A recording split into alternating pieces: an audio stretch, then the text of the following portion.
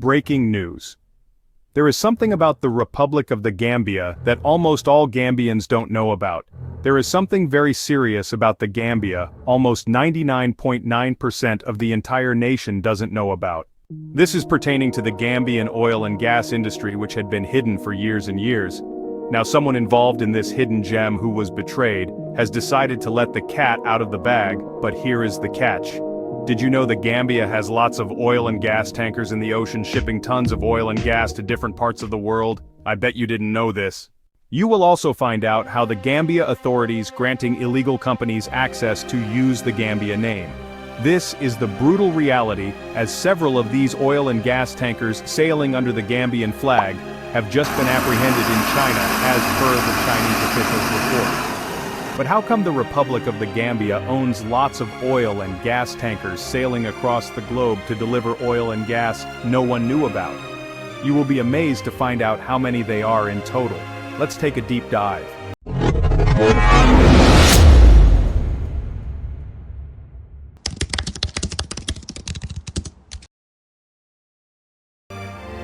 The Great Republic of the Gambia, aka our poor broke nation, has been harboring a great amount of oil and gas tankers to its name. There are lots of oil and gas ocean shipping tankers reconnoitering the entire length and breadth of the globe, delivering oil and gas to different parts of the world on behalf of the Gambia. Guess what? The amount of these maritime vessels involved that are sailing under the Gambian flag will simply leave you shocked. However, before we touch on that, let's quickly look at two disturbing things coming out from the Republic of the Gambia, which everyone needs to condemn in the greatest terms possible. Let's run through them quickly, shall we? When it comes to diem payments, which is a form of allowance payment made to presidents, government officials, businesses, and the like per day, this is usually used to cover living expenses when traveling on the country's or employer's business. Now, coming to the Gambia, is it right for the president's mother to be receiving diems or state allowance for her security staff? Comment down below. This shouldn't be happening at all, and we hereby condemn in the strongest possible terms the payment of diems to the security of the president's mother. But how did this happen in the first place?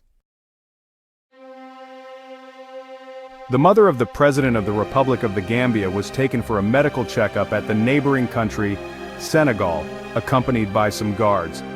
There are three things that don't look right regarding this whole issue. Now, to go for a medical checkup is highly encouraged, but to go for this medical checkup accompanied by some bodyguards and paying them diems, this is where the problem is, and it doesn't tell well for the president and the nation.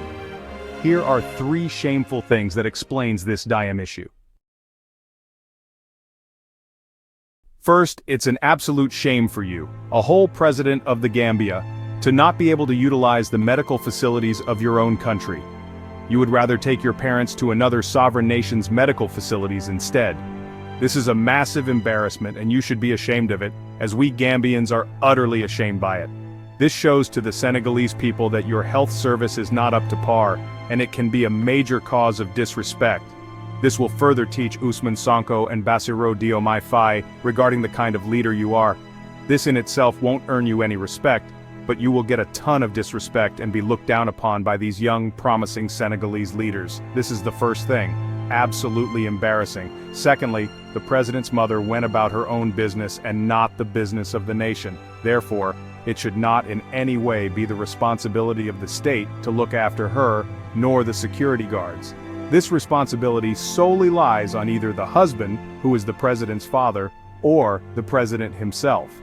If Adama Barrow's father can't take care of his mother, or he is no more, then this responsibility lies on Adama Barrow himself, and not the taxpayers' money. This will be written in your book of atrocities you have committed against the Gambian people, which will be filed against you after leaving office. The third thing we have learned is the fact that Adama Barrow has no form of sympathy whatsoever for the Gambian people.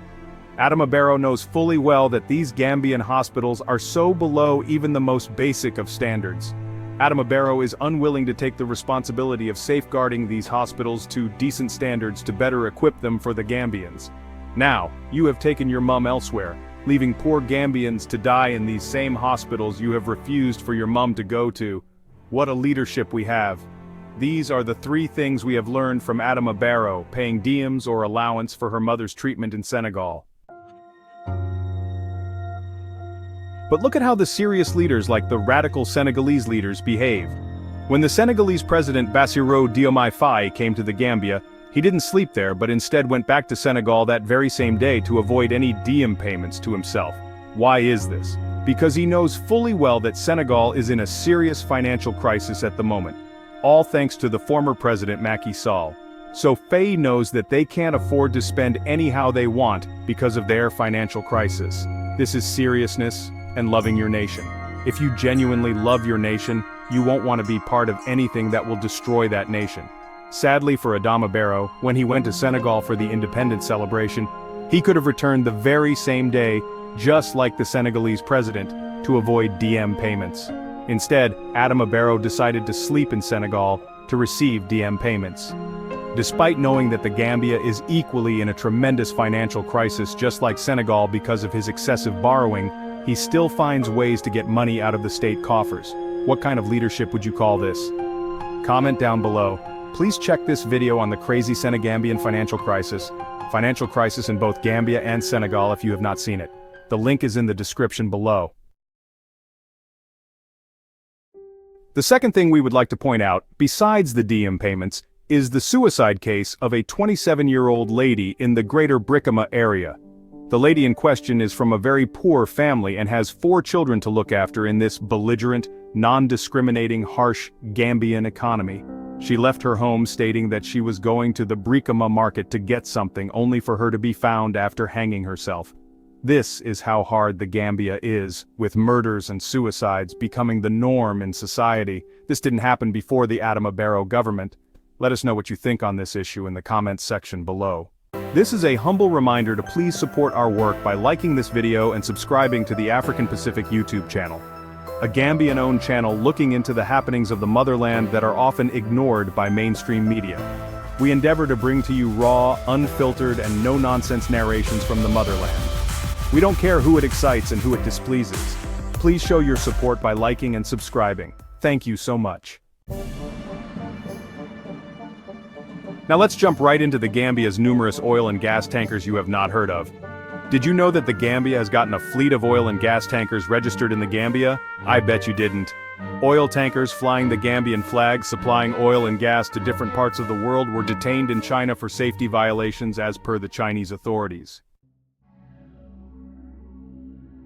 But what does this mean? It means one of two things. It either means that the Republic of the Gambia has gotten oil and gas that they are shipping to the global market, that the citizens are unaware of, or some shady companies from somewhere are using the Gambia flagship or registration to carry out their dirty acts. This is going to push the name of the Gambia, and as well as their credibility, into the mud on the global stage if it doesn't already.